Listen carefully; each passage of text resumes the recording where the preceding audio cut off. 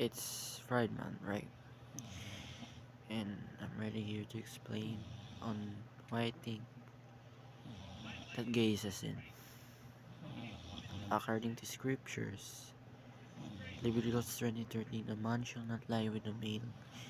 In Leviticus 18:22, a man shall not lie with a one, same as a woman is referring to sleeping with, right? And in the New Testament, Paul says,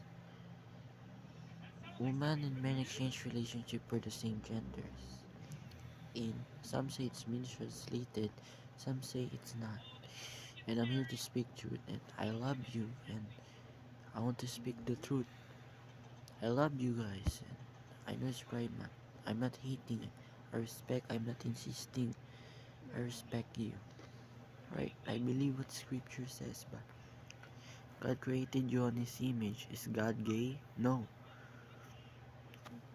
The reason, like, I'm not hating, but God created you on your own image. He respects you, but He wants you to leave that sin. He loves you, but hates your sin.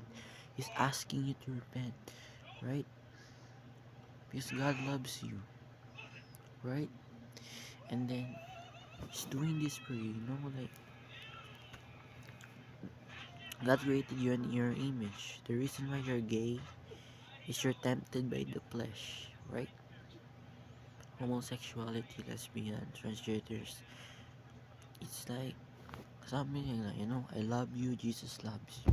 That's all I can say.